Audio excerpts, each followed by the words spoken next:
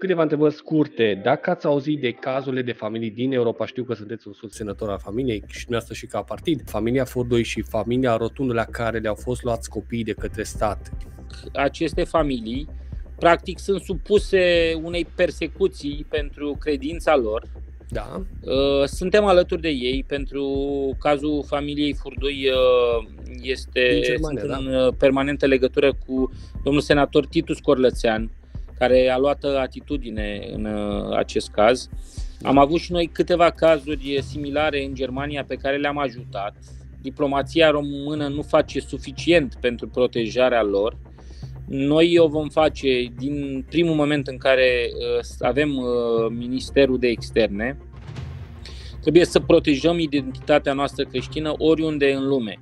Și în cazul celorlalte țări din Uniunea Europeană care au o atitudine dușmănoasă față de credința creștină. Pentru că sunt guverne din acestea neomarxiste în multe țări din Europa. Asta e problema noastră cu unii dintre aliații noștri. Vreau să vă zic că am participat la astfel de proteste și vreau să vă zic că nu e un caz singular și nu se întâmplă numai cu familiile neoprotestante, de exemplu. Am participat când am fost la Madrid în ianuarie la un protest al părinților spanioli cărora li se luau copiii. Nu are voie nimeni să-ți ia copilul dacă nu sunt cazuri dovedite, sigur, de abuzuri. De abuzuri, bătaie și așa mai departe. Da. Din păcate vreau să vă zic că un reprezentant al minorității acestea sexuale LGBT, un domn Vișinel Bălan, este pus în zilele acestea la Autoritatea pentru Minori în România. Există riscul să se întâmple astfel de cazuri și în România, de aceea trebuie să fim vigilenți și să colaborăm unii cu alții, indiferent de confesiunea din care facem parte. Sigur. Eu sunt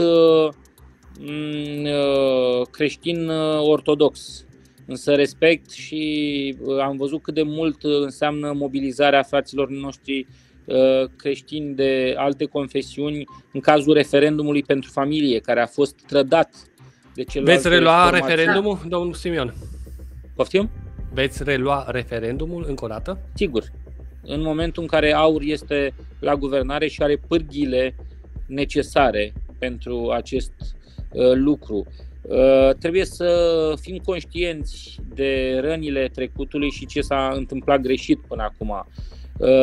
Un pastor evanghelic, Richard Wurmbrand, a arătat în Congresul Americii rănile din cei 14 ani de închisoare comunistă.